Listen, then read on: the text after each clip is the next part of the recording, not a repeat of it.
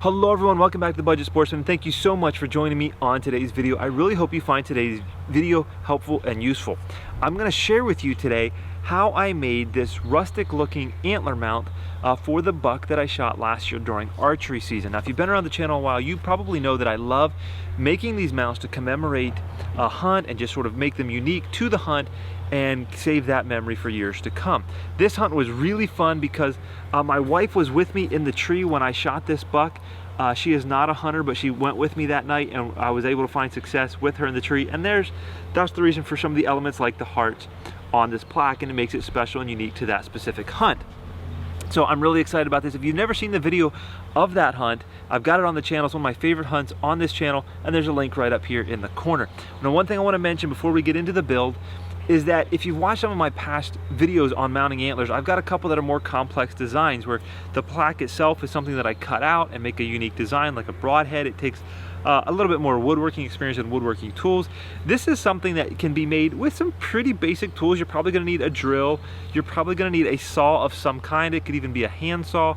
You might want something like a jigsaw, but they're pretty basic tools and some pretty basic skills that are necessary to do this. So I think just about anybody can make this mount. So let's jump in and we'll go ahead and show you exactly how I made this rustic antler mount. Okay, so what I'm going to start with to make this mount is this piece of reclaimed barnwood, literally taken out of an old barn.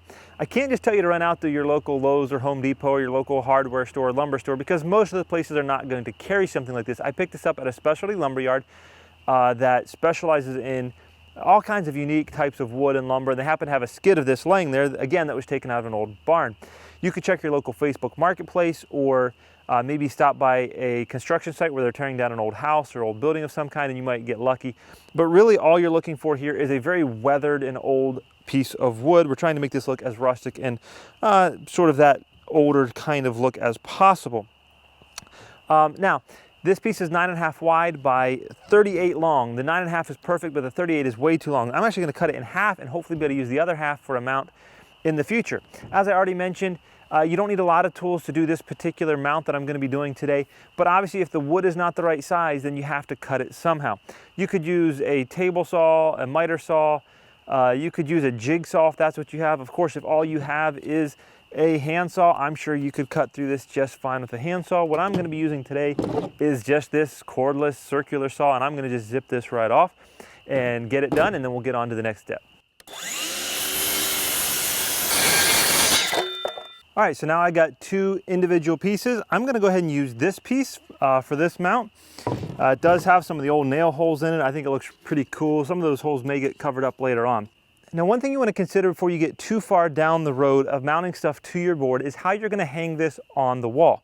If you want a easy and tool-free way, but very secure way to do that, I would recommend using these hangers you can get at Lowe's. They're called keyhole hangers. They're very inexpensive. You just screw them to the wall, or I'm sorry, you screw this to the back of your mount, and then you put a screw in the wall, and this has that keyhole that slips down over the screw head and locks securely in place. I love these things. I've used these on a ton of mounts. Again, if you're trying to do this with minimal tools, this would be the way to go. However, a couple years ago, I purchased a bit for a router. It's not actually my router, it's my dad's router, but I've got a bit that makes a keyhole slot in the back of the wood. And it's just a little bit easier and nicer way to do it if you do have the tools. So that's what I'm gonna do today. But if you don't have those tools, then I would highly recommend the keyhole hangers.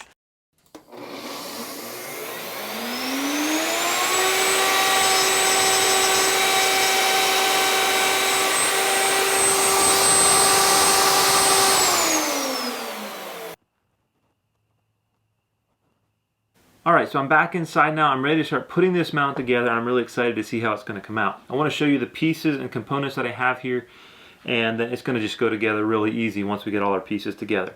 The first thing is obviously my antlers, and this is, as you can see already, I've got it molded and I've got leather on it. Now, for the sake of not repeating myself on this channel and keeping this video a little bit shorter, I'm not going to show you how to do this, but I do have another video that covers exactly how to do that, and you can find a link for it right up here in the corner of this video. So you can go watch it and find out how I did this. So beyond that, I already mentioned at the beginning of this video that this deer I harvested with my wife, and so in order to give it a little bit of that element of remembering the hunt and making this mount unique to that particular hunt, I bought on eBay a couple of these pre-cut out wooden hearts. When I say a couple, I mean it was 25 of them, I think, for just a few dollars. So what I did is I took a couple of them and I went ahead and stained them with stain and kind of a matching color here to the overall mount so that it wasn't just standout plain wood. And then one of the other components here is a picture, and this is a picture that I made up on the computer that combines a picture of my wife and I in the saddle up in the tree, and then one with me with the deer. And in past mounts, a lot of times I've actually used a glossy picture, just a regular 4x6, 5x7 picture printed at Walmart. Because I was going for more of the rustic look, I decided to go with a canvas. So this is actually a canvas, not a glossy photo. I got it from Canvas on Demand, and it's called a flat tabletop mount. It doesn't have a typical wood frame like some of your canvases. It's just really thin. And then the last item here is some jute. You might almost think this looks like bale or twine. It's just a rustic looking rope, and we're going to use that to accent the antlers as well as accent the picture. And I think that's all of our components, so we're ready to start putting it together. The first thing I'm going to do is position the antlers and go ahead and screw them to my barnwood. What I'm going to do is I'm going to drill from the back through the front, and then I'm going to countersink my holes so that my drywall screws sit nice and flush on the back, and that will screw into the plywood on the back, and we'll be good to go. Don't do this in the kitchen unless you have a really good wife, like I'm doing.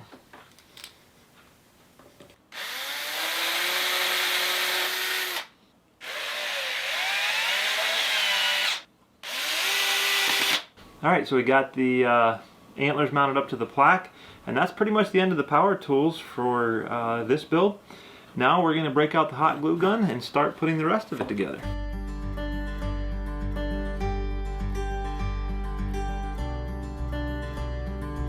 Alright, now that we've got our canvas glued down, what we're going to do is we're going to go ahead and accent the canvas with a little bit of this jute, I guess it's called.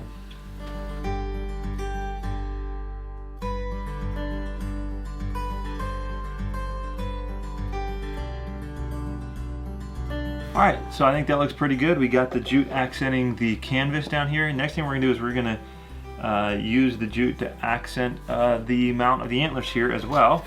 And Hannah, who, as you know, is with me when I shot this deer, is going to help us out with that too. So the problem is this jute is a little bit too narrow. It worked good for the canvas, but it's a little bit too narrow to really look good around here. So she's going to take how many strands?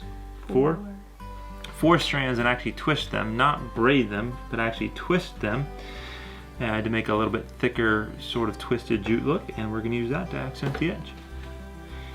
My arm's going to get tired. Here, just hold this side maybe. My fingers. Ready? Whee!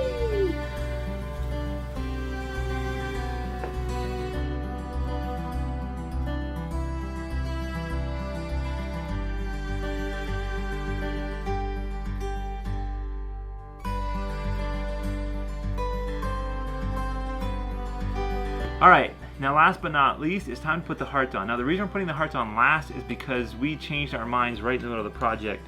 We decided that this stain color was a little too dark and actually blended in a little bit too much to the wood. And so we actually painted a couple. Remember I said we got 25? We actually painted a couple in white and sort of took a paper towel and wiped the paint off to kind of give it a little bit of a splotchy, somewhat weathered look or distressed look. I don't know how well that turned out, but overall the white kind of stands out and accents the white here in the picture. So we're going to glue them on and be ready to roll.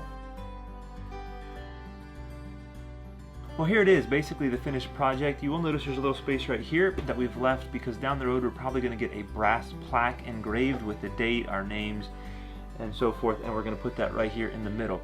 I was going to order one, but shipping was outrageous, so probably going to wait till either I find a better place to order from or until I have several plaques for several different mounts that I'm working on before I order that. But anyways, this is our rustic antler mount from the buck that Hannah and I shot together this year. I hope you enjoyed the video. If you did, make sure to check out my playlist down below about some other mounts I've made. I've got a couple of other cool design mounts, as well as the video about how to do the leather wrap and everything for the antlers. So Let me know what you think down in the comments, and until next time, remember to get off YouTube and get outdoors into God's great creation.